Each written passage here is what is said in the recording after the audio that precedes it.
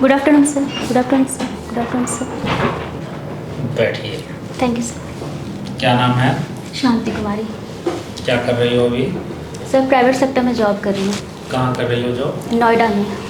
नोएडा में कौन सा जॉब? प्राइवेट सेक्टर में क्या काम करती हो वहाँ? सर ई स्टार्टअप इंडिया नाम की कंपनी है। अच्छा। सेल्स प्रोफाइल में है। वो CSCS फॉर्म है जो कंपनी रजिस्टर्ड हो। स्टार्टअप का मतलब क्या होता है मुझे बताओ तो। स्टार्टअप कोई भी पर्सन जो है अपना कोई बिजनेस स्टार्ट करना चाहता है और उसका कुछ न्यू आइडिया होता है तो उसे स्टार्टअप होता है। उसे स्टार्टअप कहते हैं। चलो ठीक है। तो आप वहाँ नौकरी कर रहे हैं तो नौकरी में परेशानी हो रही है जो यहाँ आप आ रहे हैं? BPSC क्यों करना चाह रहे हैं जब आप नौकरी में हैं ही तो? सर नौकरी में जो मैं अभी हूँ ये मेरे नीड्स की वजह से हूँ, फाइनेंशियल नीड्स की वजह से हूँ।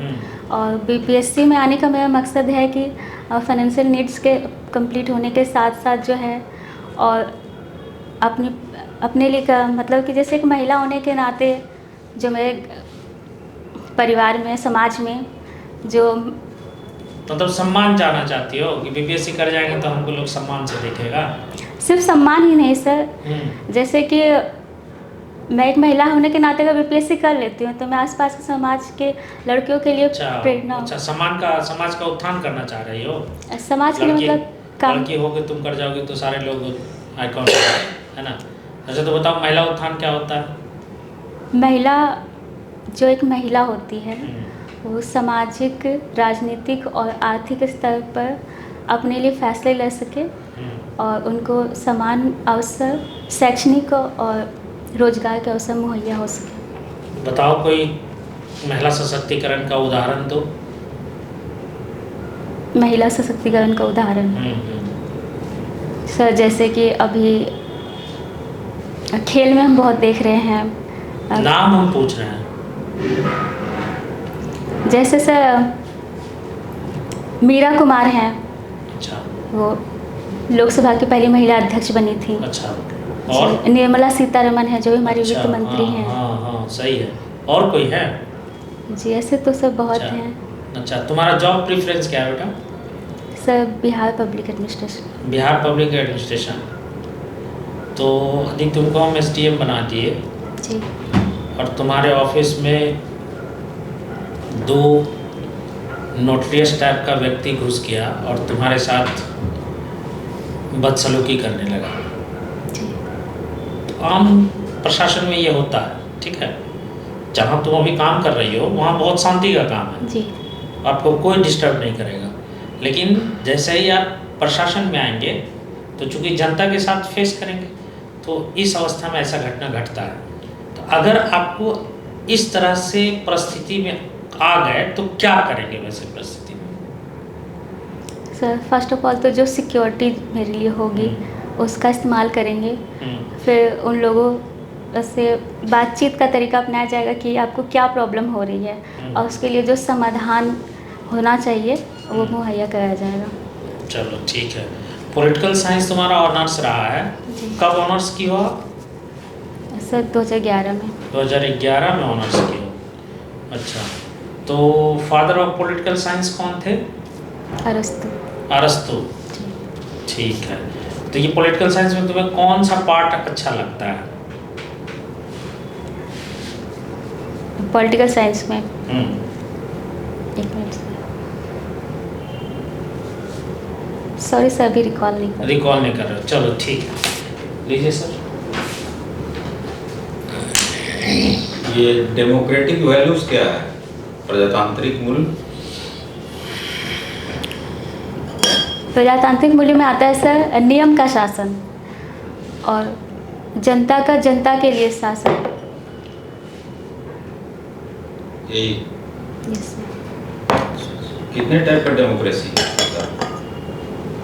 सॉरी सर मैं रिकॉल नहीं कर पा रही। नहीं कर। नॉन अलाइड मूवमेंट के बारे में कुछ आइडिया है?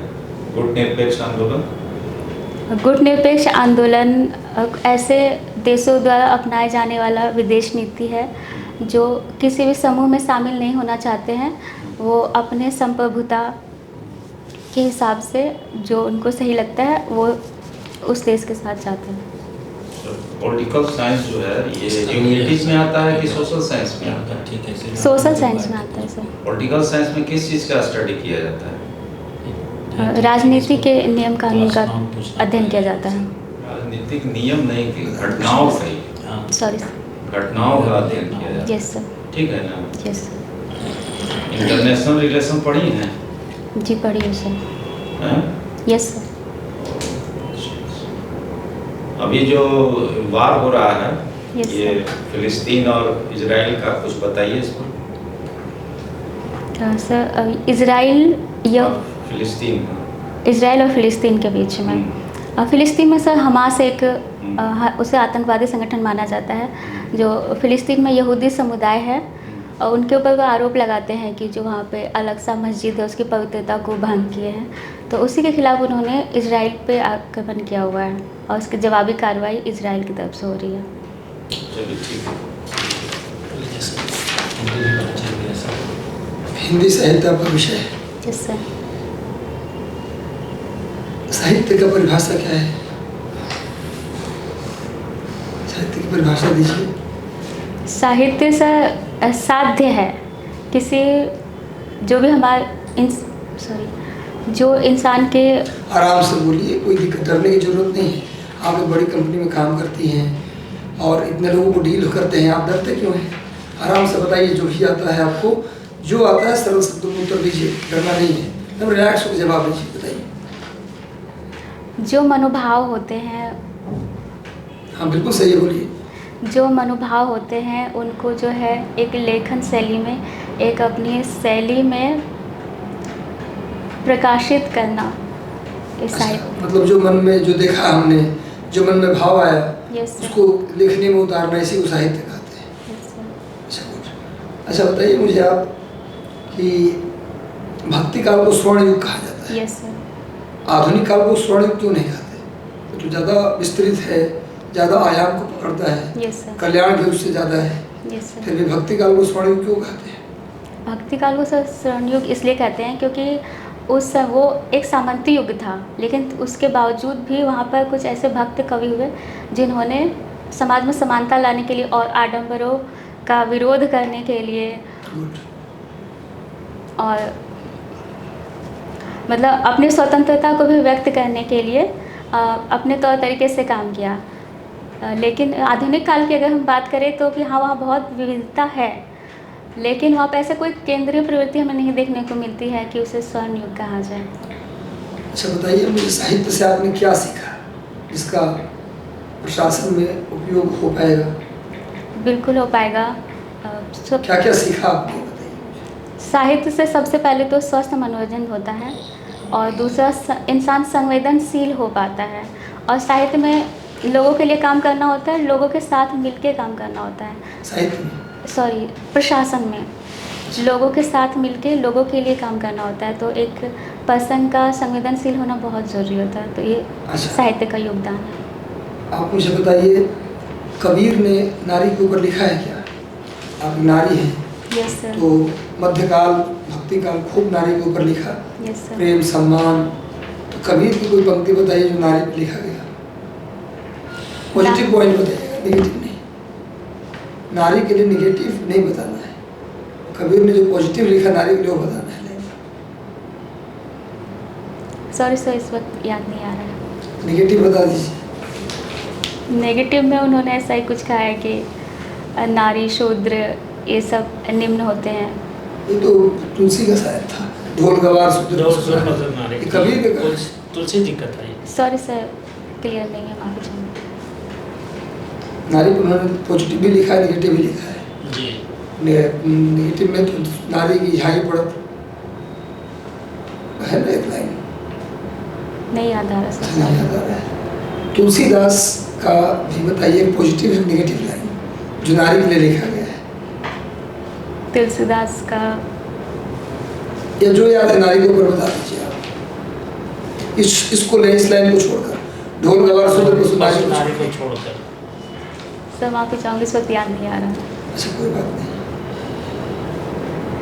आपने नाम सुना है राम वृक्ष बेनीपुरी का? हाँ सुना है। किस काल के कवि थे वो? आधुनिक काल का। आधुनिक काल में कौन सा काल? भारतेंदु युग के थे, द्विवेदी युग के थे, छायावाद के थे, सुषमतावाद के थे, किस युग में उनको रखा जाए? सॉरी सर, मालूम नहीं। अच्छा कोई बात नहीं। आप मुझे बताइए कि अभी हाल ही में साहित्य अकेडमी पुरस्कार किसी बिहार की महिला को मिला है, उनका नाम आप जानती हैं? अनामिका जी को मिला है। उनकी कोई रचना के बारे में बताइए आप।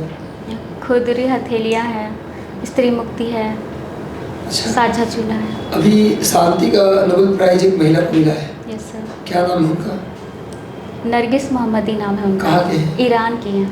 Very good. योगा आपकी हॉबी है, यस सर। योग करती हैं आप? यस सर, करती हूँ। अच्छा, सांस का प्रॉब्लम है मुझे मान लीजिए, जी। तो कौन सी योगा करने का सलाह देंगे आप? प्राणायाम सबसे बेस्ट है। प्राणायाम में क्या करते हैं? प्राणायाम में अनुलोम विलोम, कपालभाति, अच्छा भ्रामरी प्राणायाम। अच्छा, योगा दिवस मनाया जा रहा है, अंतर्राष्ट्रीय योगा दिवस। Yes sir. इस बार किस नंबर का योगा दिवस था? ये 9th था, कब से शुरू हुआ है? 2015 से। इस बार का थीम क्या था? वसुधैव कुटुंबकम के लिए योग। ये तो G20 का भी था। वसुधैव कुटुंबकम के लिए योग। अच्छा, इस बार Yes. Good, very good. ना ठीक है, इनका आपका सब ठीक ठाक है ना? योग आप योग सिर्फ प्रैक्टिस में करती हैं कि उसकी थ्योरी भी पढ़ी है? थ्योरी बहुत ज़्यादा नहीं पढ़ी हूँ सर। अच्छा ठीक है। मैं बिहार में कौन सा विश्वविद्यालय है योगा का, बता सकते हो? मुंगेर में है। चलो ठीक है, नॉलेज इसका ठीक है। तुम थोड़ा बैठो बढ़िया से, एकदम तुम ले